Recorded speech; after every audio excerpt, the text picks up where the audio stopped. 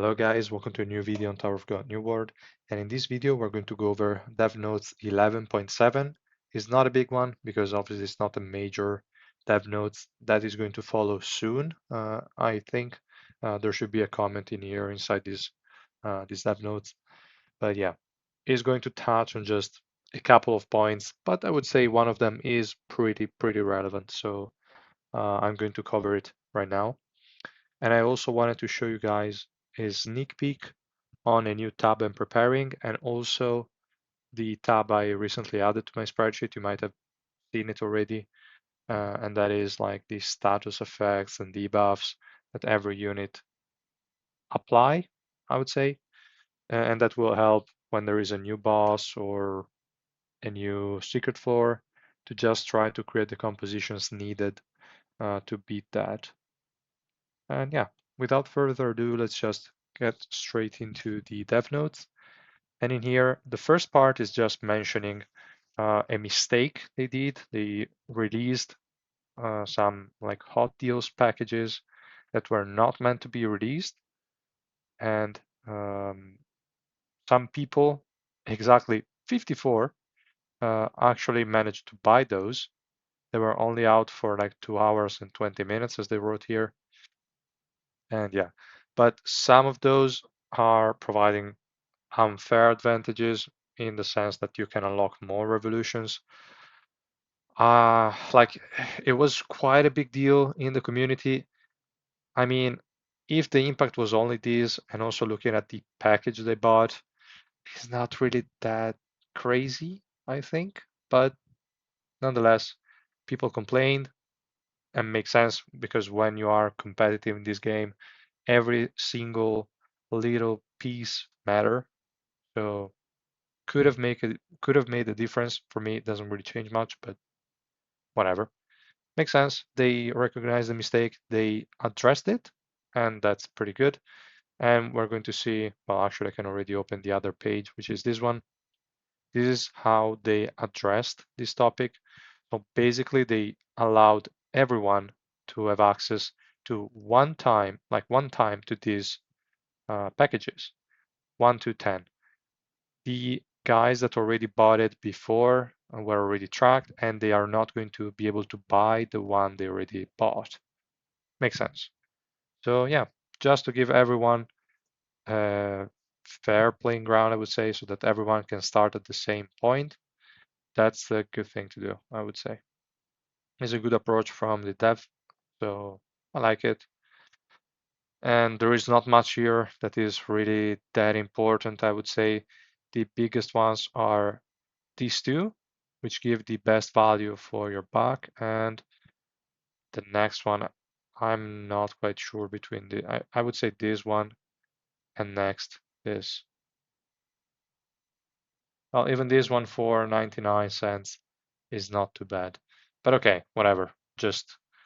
Uh, just a small thing here, nothing major. And let's go back to the main dev notes. So here I would say this point is all about this, so we're going to skip it.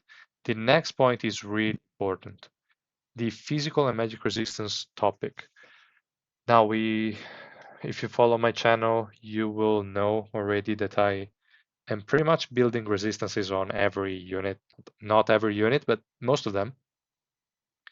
And this change is really important to me. And obviously to a lot of people, this has an impact on the physical and magic resistance meta that I would say is present right now in Adventure. But not in the sense that now building resistances makes no sense, but in the sense that you can go overkill with resistances and it will matter, which is huge in my opinion. I really like that. So here they just mentioned if physical and magic resistance exceeds 100, only a minimum adjustment of 1% damage is applied, meaning from 99% on upwards, you're going to receive the same damage. You have 99, you have 100, you have 150, you're always going to get 1% of the damage, which is okay because your units are still pretty tanky. The only difference is that this way you're not going to take one damage like before, but you're going to get actual numbers. They're still small. You can still work with them, and that's really good. This means defense has more value now, and this also means heals and stuff and lifesteal can also be used in some in some way, which is not bad at all. I'm not against it. Quite the contrary, I'm quite happy about it. But the biggest importance is okay, yeah. Here they just mentioned what I mentioned. They also mentioned that there were some issues with resistance rates against front, side, and rear attacks. There are some units that get resistances only in those instances, like a Craptor gets the resistance only from attacks from the front, and elemental resistance, so like blank resistance to green with their AoE heal. So all of those could like ignore this cap. I don't know if it's already been applied. Adjustment have been made. Okay, so it's a bug fix. At the moment it's working as intended. You always get 1% damage even with those. With these, before you could still get only 1 damage, but now it's 1% in any case. The bug fix was implemented on May 22nd, so it's already more than a month that we have this. And it's really, really cool. Now they changed also something else, because people have experienced concerns about that if you exceed 100% resistances, the additional does not cancel out. Sorry, the way it worked before this update is that additional resistances were canceled as soon as you start the fight. You had 150, you start the fight, you are at 100. That's it. So if the enemy had decrease in something, you would already go below 100%. So let's say you had a starting 140. You start the fight, you go down to 100. The enemy has a 10% like magic resistance decrease, you go down to 90. Now that doesn't happen. If the enemy has a 10%, you had 140, you go down to 130. So still 100%, which is pretty crazy. Like they also gave an example here. If you had like 130% physical resistance and the enemy applies a 40% physical resistance decrease skill, the final result will be 90%. Before it was 60%. So this is huge. And I had a doubt because here is not specified on whether this was applied to like peers as well, if peers work the same way. From my experience in previous testing and with like previous checks and stuff, like peers and resistances worked kind of the same way. So I figured it should work, but I do have the confirmation. I tried it and it does work. And you might wonder, how did you test it out? I just opened the Revolution room, which by the way, I have to push. I only have 6 days and I'm kind of slacking, but okay. Then I go in challenge and you can already see here this guy. We have Kurdan. Kurdan, as you all know, gets 60% physical resistance because there is 20% from here. Yeah, 10 plus 10 and a 10 magic resistance. So it gets 60% physical and a 50% magic resistance. Then I gave him the Sela set, which gives 30% resistances. And then he already has 102. So this guy has, in fact, 190 physical resistance and 180 magic resistance, which is pretty cool. And I'm going to go against these guys, which we have this unit that just applies a 40% magic resistance decrease. This unit also applies a 20% magic resistance decrease, which is already 60. And these guys have, if we check here, 48% magic pierce. I don't know if it's all of them. It should be all of them. Yeah, all of them have 48% pierce. So what's going to happen is that when both of these guys, actually against Urek, I don't know, guys, if Urek can actually remove Kurdan's passive. It doesn't mention that it cannot be removed. I don't know. We'll see. But yeah, we can see here, doesn't matter for the other teams. It's just to show you guys how tanky Kurdan is, even against enemies with 48% resistances, which before would have brought my resistances to like 52. Now that's not the case. As we can see, look, this guy takes no damage whatsoever. Okay, it's going to take some as soon as they like destroy my resistances because they're going to take it down to like by 60% when this guy crits and this guy casts the special move. It's going to go down by 60. Then there is a 48 on top. It's 108. So it's going below 100% and my unit is going to explode. But before then, if you noticed, it took no damage whatsoever. That means Pierce is now actually reducing the total amount and not the 100% amount, which is huge. Like if you see no damage,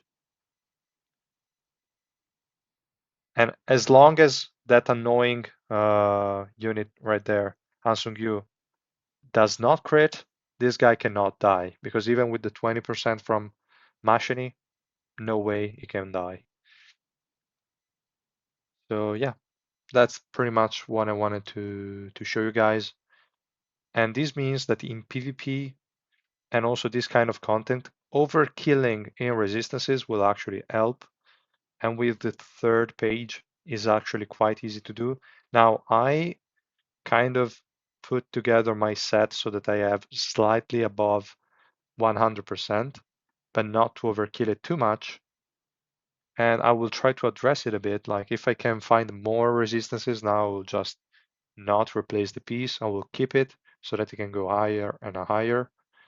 And yeah, it could also be a good idea to run, instead of the Rihanna set on Escanor, you can now run the Sela set, I would say. So you can go here, just select the set they gave to Kurdan before. This guy has 110 magic resistance, 1-3 physical resistance, plus he gets the 30% from his passive and the 30% from Sela. That's 160% for free, basically. It's pretty simple to do with just the, uh, what's that? With just the Trescence facility. So yeah, pretty helpful, I would say. It's going to be like tank as well, also in PvP, also in Revolution Room is not going to die. So Sela, now that they explained this, is extremely good, I would say, as a set. And also Miongo, like if you go with a Karaka, for example, that gets 30% from the passive and a potential 40% from Miongo, that's 70%. And my Karaka already starts with more than 100% resistances. And yeah, I have to give him the set, but let's just do it really quickly.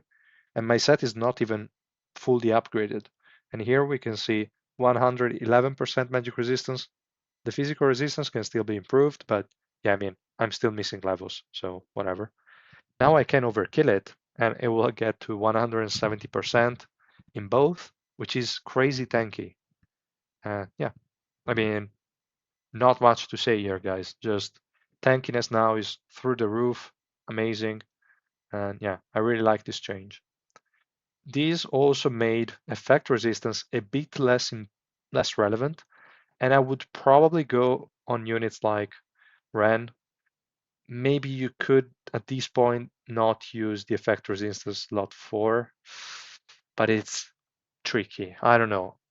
It's safe to stay like this, and I would say you can still get to like, instead of stopping at 64% base resistances, just go up to 80% so that this guy gets to 120 as long as the bull is alive, and the bull will also have a bit more, but you will keep those nice 220 effect resistance that will make the bull dodge a lot of stuff. So yeah, that was pretty much all I wanted to mention on this resistances part. They just said here that the investment is worthwhile, etc. Okay, clear. Preparation of June dev note. We're currently preparing responsive to the suggestion board and the June dev note. So we can expect that, I would say, in the following 3 days. it should be a safe bet. And we're going to get more information in general on what they have in store for us. I hope they can at least tell us which kind of tickets we're going to use for anniversary. Because I just like if they have us use the black market tickets, then fine. If they create a new ticket like they did for collab and give us a ton of those, I would be happier than to spend my black market tickets. But yeah, I don't know. Just give us information so that we know what to save for and what to spend. But they're probably going to keep this information to themselves until the last minute. I don't know. Then what else did they say? Uh, they apologize for inconveniences, and this is a huge reward that they gave, and I'm sure all of you have already noticed. So for to apologize to the mistakes they did or whatever, they also gave us 500 of the green fragments, 5,000 of the orange one, 50 of the purple ones, 50 keys, and 100,000 of each crystal. That is insane. I also just claimed mine. I did not reroll anything because I'm quite satisfied with my current ones. But yeah, now like they gave us a ton of materials. That's insane. For all of you guys that are free to play and can now just unlock the second wheel fairly easily, I would say with 100,000, if you are smart about it, you can easily achieve your second and third wheel at that point, which is huge. It's really massive, guys. Yeah, I'd say that's pretty much all for the dev notes. Now, I wanted to show you guys one thing first, and this is not the tab that I wanted to share, this one. So if we go over here, let me zoom in a bit because it might be too small. I created this new tab called Status Effects, and in here I just categorized every single unit by the effect they can apply. I included crowd controls. At the beginning it was only these, but then I extended it for debuffs as well. And then I also added some more things like barriers, heals, debuffs, removals, and barrier break that I didn't know how to categorize. But yeah. So here I split them between those who had the effect in their base kit without any additional investment, those that required the exclusive achievement to unlock that effect, and those that require Revolution to unlock that. Now for Revolution, there are not many because at the moment we only have it like the T4 and Tier 5 only for SSR Plus units. So you see a Karaka that gets a pull on one of the skills, and then I would say it's only debuffs. We get attack decrease on these two units and magic resistance decrease on this guy. Now I'm planning before like to make an additional change, which is I want to color a unit based on like how high that effect is. For example, magic decrease, we have, where is that? Let me check. Like this guy. This guy has, I think, a 10% decrease in physical and magic resistance, which would be very, very low, pretty much irrelevant. So I wanted to mark it as, I don't know, maybe green. I don't know. In this case, green could mean it's good and red could mean it's bad. But then in the rest of my tabs, I used red for mandatory and it could be kind of confusing. I need to think how I want to express it. But mainly I just want to say, okay, this guy has a low amount. This guy has a crazy high amount. This guy has an 80%. So I wanted to mark as extremely important just to differentiate them a bit. Let me know what you think in the comments down below. For now, we'll just leave it empty, and that's pretty much it. And okay, now that I said this, there is one more thing that I'm working on and will be released, I would say, in the following days, and that is the revolution. No, not the revolution. Sorry, the secret for team comps. Let's say it like that. The thing is, it's pretty hard for me to tell you guys which compositions to use because obviously that depends a lot on which units you have available. So I tried for every single floor to highlight the strength and weaknesses of the enemies you are facing and then provide a composition. The thing is, again, I have invested units compared to like maybe some people that just unlock the secret floor, and that's who this kind of guide is going to target. That is people that just unlock the secret floor. So I do not expect you guys to have any dupes on those units. I do not expect you to give them upgrades on the exclusive equipment. I do not expect you to give them ignition weapons, but you do not have to expect to be able to clear the 50 restraints without those things. It's really, really difficult. And how did I test it to make it kind of fair? Is I tried the clear, as we can see here, restraint points 50. The thing I usually remove are the swiftness debuff on the allies. Doesn't really matter. You could even leave it, but whatever. And the block on the special move. Everything else I leave it checked. And those are the only two things I remove.